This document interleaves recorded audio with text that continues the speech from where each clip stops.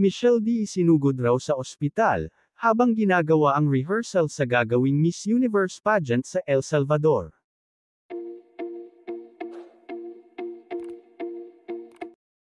Ilang linggo bago ang napipintong coronation night ng Miss Universe pageant, nangunguna na ang ating pambato na si Michelle D. pagdating sa online voting ng Voice for Change. Si Michelle ay mayroon ng 139,000 votes, as of November 4. Ang achievement ng ating beauty queen ay proud na ibinalita ng Miss Universe Philippines organization sa social media, kung saan lubos nilang pinasalamatan ang lahat ng bumoto at sumuporta kay Michelle. Salamat, Pilipinas!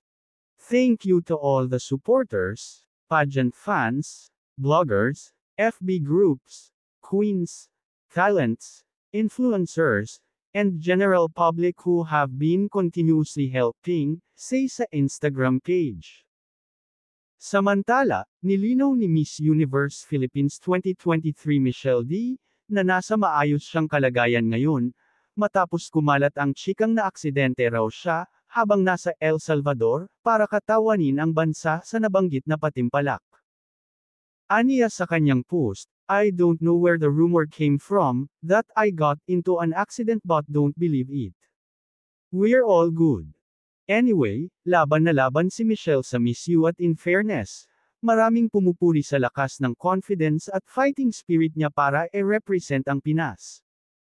Say ng mga netizen, sana ay patunayan niyang nagkamali ang bashers niya nang manalo siya sa MUPH 2023.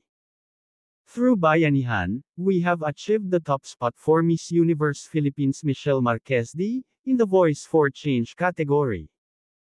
Hinikayat din ng Miss Universe Philippines organization ang publiko na bumoto para kay Michelle, sa pamamagitan ng website ng CI Talks.